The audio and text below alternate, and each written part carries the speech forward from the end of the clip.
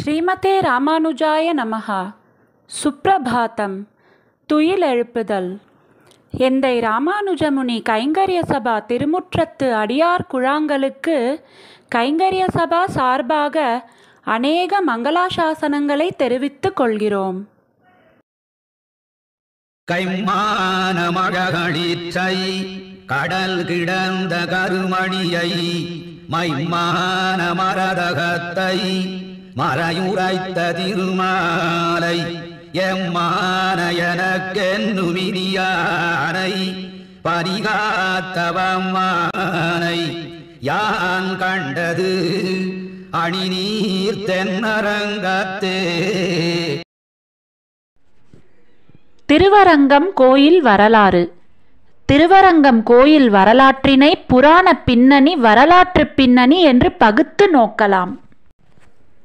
புராண பின்னணி.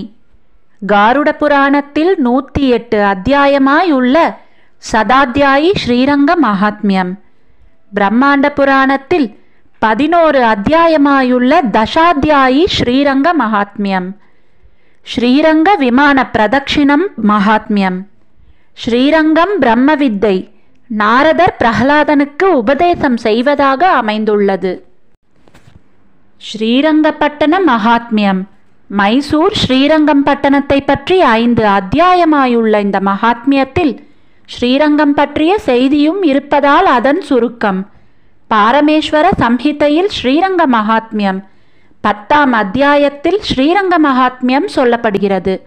வால்மீகி ராமாயணம், உத்திரகாண்டம் போன்ற நூல்களிலிருந்தும் எடுக்கப்பட்டிருப்பதால் இதை புராண பின்னணி என்று குறிப்பிடுவோம். திருவரங்கம் கோயில் விமானம் பிரம்மதேவன் தவநலத்தால் ஐப்பசி திங்கள் வளர்ப்பிறை சுக்லபக்ஷம் ரோஹிணி நாள் அன்று திருப்பார்க்கடலினின்றும் சத்திய உலகம் சென்றடைந்தது. அங்கு பிரம்மதேவர் பாஞ்சராத்திரம் அறிந்து தீட்சை பெற்ற 5 அந்தணர்களை கொண்டும் தனது மைந்தர்களை கொண்டும் தேவர் உலகில் நெடுங்காலம் வழிபட்டு வந்தார். விஷ்ணுவின் திருநாளாகிய திருவோணத்தன்று உற்சவமும் அவபிரதமும் செய்தார். நாள் வழிபாடு நடத்தும்படி சூரியனை நியமித்தார். சூரியன் தன் மகன் மனுவுக்கு திருவரங்க விமானத்தின் சிறப்பினை கூற, அது கேட்ட மனுவும் தன் தவ வலிமையால் தேவருலகம் சென்று விமானத்தையும் பெருமாளையும் வழிபட்டு மகிழ்ந்தார். அதன்பின் மனு தன் மகனாகிய இக்ஷுவாகுவிற்கு விமானத்தின் பெருமையினை இயம்பினார். இக்ஷுவாகு அவ்விமானத்தை இம்மண்ணுலகினர் அனைவரும் வழிபட்டு பேரானந்தமடைய வேண்டும் என்றெண்ணி அவ்விமானம் அயோத்திக்கு வரவேண்டி தன் குல குருவான வசிஷ்டரின் அறிவுரைப்படி 8 எழுத்து மந்திரத்தை ஓதி தன் மனைவியுடன் தவம் மேற்கொண்டார். இக்ஷுவாகுவின் தவத்தின் சிறப்பினை அறிந்த பிரம்மன் தனது பெருநிதியான அரங்க விமானத்தை இக்ஷுவாகு அடையப் போவதை உணர்ந்து அரங்கப்பெருமானிடம் சென்று வருந்தினார். அரங்கப்பெருமாள் அவரை தேற்றி தான் நெடுநாள் முன்னதாகவே அயோத்திக்கு செல்ல எண்ணி இருப்பதாகவும் அங்கும் ரகுகுலத்தார் 4 சதுர்யுகம் தன்னை ஆராதிப்பார்கள் என்றும் அதன் பின்னர் சோழ மன்னர்கள் அரசு புரியும் காவிரி பொழிலில் 7 மன்வந்திரம் வரை தங்கியிருந்து பிறகு தேவருலகம் வருவதாகவும் கூறினார். இக்ஷுவாகுவிடம் அரங்க விமானத்தை கொடுத்து விடுமாறு கூற பிரமனும் அவ்வாறே செய்தார். ஸ்ரீரங்கா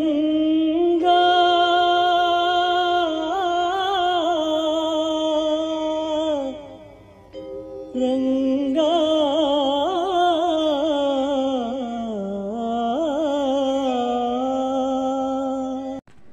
இக்ஷுவாகு அரங்க விமானத்தை பெற்றுக்கொண்டு அயோத்தி வந்தடைந்தார். அந்நகரின் வடக்கில் சற்று தூரத்தில் சரையு நதிக்கும் தமசா நதிக்கும் இடையில் தெற்கு முகமாய் பிரதிஷ்டை செய்தார். அங்கு கோயில்கள், மண்டபங்கள் முதலியவைகள் அமைத்து காலங்கள் தவறாமல் வழிபாடுகளும் விழாக்களும் நடத்தினார். பங்குனி திங்கள் உத்திர நாளன்று உற்சவமும் அவபிரதத்தையும் செய்வித்தார்.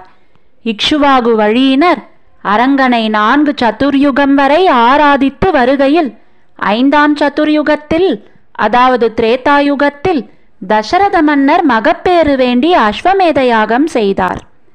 அதன் பொருட்டு வந்த பல நாட்டு மன்னர்களும் தெற்கே தமிழ்நாட்டை சார்ந்த சோழ மன்னனான தர்மவர்மா விமானத்தை கண்டு வழிபட்டு மகிழ்வெய்தினார். சோழ மன்னன் தர்மவர்மன் தன் நாடு திரும்பியதும் அரங்க விமானம் காவிரிக்கரைக்கு வரவேண்டி சந்திரபுஷ்கரணி அருகில் தவம் மேற்கொண்டான். காவிரிக்கரையிலுள்ள முனிவர்கள் தர்மவர்மனிடம் சென்று அரங்க விமானம் காவிரிக்கரைக்கு வரும் காலம் வந்துவிட்டது என்றும் அவன் தவத்தை நிறுத்துமாறும் கூறினார். தர்மவர்மாவும் தன் தவத்தை நிறுத்தி அரங்க விமானம் காவிரிக்கரைக்கு வரும் காலத்தை எதிர்நோக்கி இருந்தான். தசரத மன்னனுக்கு திருமாலே ராம அவதாரம் மேற்கொண்டு மகனாக பிறந்து ராவணனை அழித்து அயோத்தியில் முடிச்சூட்டிக் கொண்டார். அப்பொழுது விபீஷ்ணனுக்கு இவ்விமானத்தினை ராமன் அன்புடன் அளித்தார். இவ்விமானத்தை விபீஷணன் தன் தலைமீது மிகுந்த பக்தியுடன் ஏற்று ராமபிரானை துதித்தவாறு இலங்கைக்கு எடுத்துச் சென்றான். செல்லும் வழியில் காவிரிக்கரையில் இவ்விமானத்தை வைத்து நீராடச் சென்றான். பங்குனி திங்கள் இளவேனில் தொடக்கத்தில் ரோஹிணி நட்சத்திரமும் பஞ்சமி திதியும் கூடிய சனிக்கிழமை உச்சி நேரத்தில் விபீஷணனால் காவிரிக்கரைக்கு அரங்க விமானம் வந்தடைந்தது. அரங்க விமானம் காவிரிக்கரைக்கு வந்ததை அறிந்த தர்மவர்மாவும் முனிவர்களும் வந்து அரங்கனை வழிபட்டனர். அயோத்தியில் இக்ஷுவாகு வழியினர் நடத்திய பங்குனி திருநாளை இக்காவிரிக்கரையில் தர்மவர்மாவின் வேண்டுகோளை ஏற்று 15 நாள்கள் விபீஷணனுடன் இருந்து நடத்தினான். 9 நாள் விழா. பங்குனி திங்கள் முழு நிலவன்று அவபிரதமும் 11ஆம் நாள் காலை தர்மவர்மாவிடமும் மற்றவர்களிடமும் விடை பெற்று கொண்டு விமானத்தை எடுக்கும்போது அது அவ்விடத்தினின்று எடுக்க முடியாமல் போயிற்று. விபீஷணன் கலங்கி கண்ணீர் மல்கி கதறி அழுதான். அப்பொழுது பெருமாள் அவனிடம் தாம் காவிரிக்கரையிலே தங்கியிருப்பதாக தனது விருப்பினை கூறினார். தென்திசை இலங்கை நோக்கி தான் பள்ளி கொண்டு அவனை காண்பதாகவும் கூறினார். மேலும் காவிரியின் புகழினை கருதி தான் இங்கு இருப்பதற்கான விருப்பத்தையும் கூறி அதற்கான காவிரியின் கதை ஒன்றினையும் கூறினார். அன்று முதல் அரங்க விமானம் காவிரிக்கரை மேல் மண்ணுலகோர் அனைவருக்கும் காட்சி கொடுத்து கொண்டிருக்கிறது. பின்னர் தர்மவர்மா அவ்விமானத்தை சுற்றி முதல் சுற்றினை எடுத்தான். வழிபாடுகளும் விழாக்களும் நடப்பித்தான்.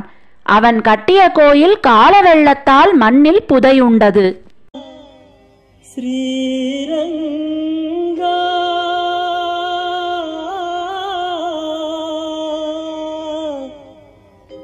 ரங்கா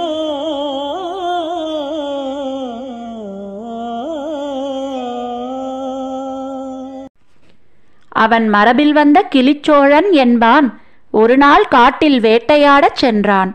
அங்கு ஒரு மர நிழலில் தங்கி ஓய்வெடுத்து கொண்டிருந்த போது அம்மரக் கிளையினின்றும் ஒரு கிளியானது வைகுண்டத்தில் உள்ள மகாவிஷ்ணு கோயில் இருந்த இடம் இதுதான் என்ற பொருள் தரும் புராணச் செய்யுளை திரும்ப திரும்ப கூறியது. அது கேட்ட அச்சோழன் மரத்தின் மேற்றிசையில் வேறொரு இடத்தில் கோயிலுக்கு அடிப்படை இட்டான்.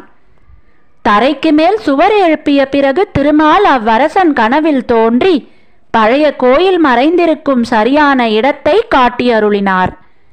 மன்னன் மட்டிலா மகிழ்வெய்தி அவ்விடத்தில் சூழ்ந்திருந்த காடுகளை நீக்கி மணல் மேடுகளை அகற்றி கோயிலை கண்டான். ஸ்ரீரங்கா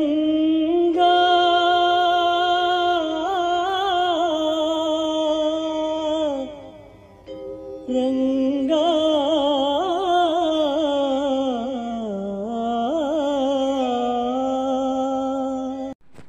பின் கருவறையை சுற்றி கோயிலை கட்டினான். திருவீதிகள் அமைத்தான். மதில்களையும் நந்தவனங்களையும் தோற்றுவித்தான். வழிபாடுகளை சிறக்க செய்தான்.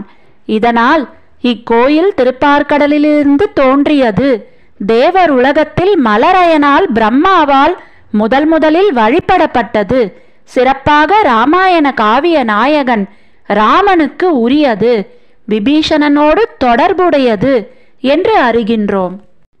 ஆழ்வார்களும் இப்பெருமாள் திருப்பார்கடலையும் திருவைகுண்டத்தையும் மறந்து சிறந்தவிடம் இக்கோயில் என்று குடிபுகுந்தார் என்பதனை பனிக்கடலில் பள்ளிக்கோலை பழகவிட்டோடி வந்த வடதடமும் வைகுந்தமும் மதிர்த்துவராபுரியும் இடவகை கனிந்திகழ்ந்திட்டு என்று பெரியாழ்வாரும்,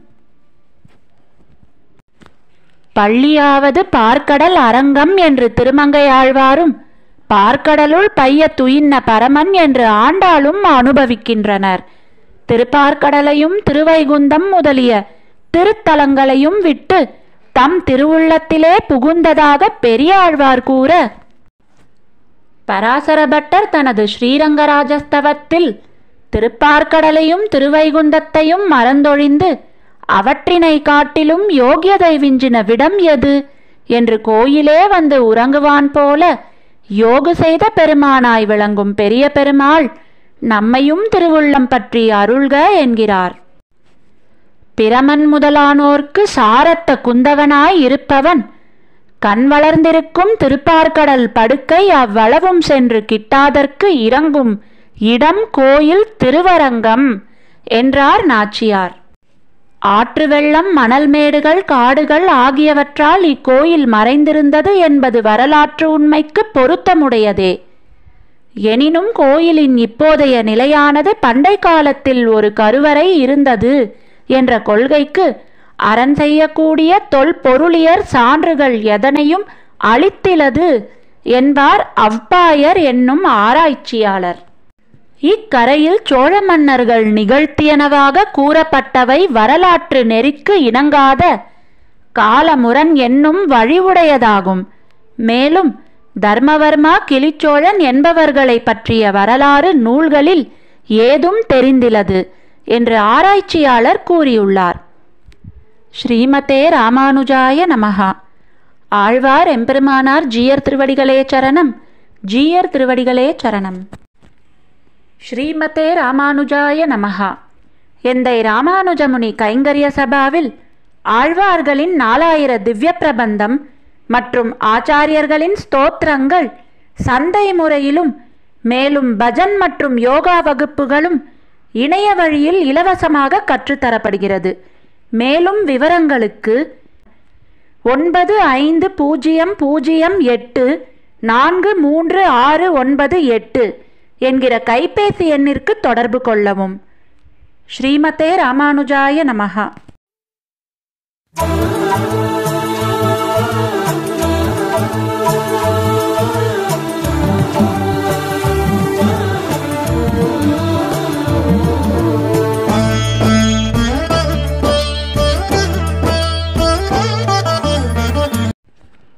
ஸ்ரீமதே ராமானுஜாய நமஹா.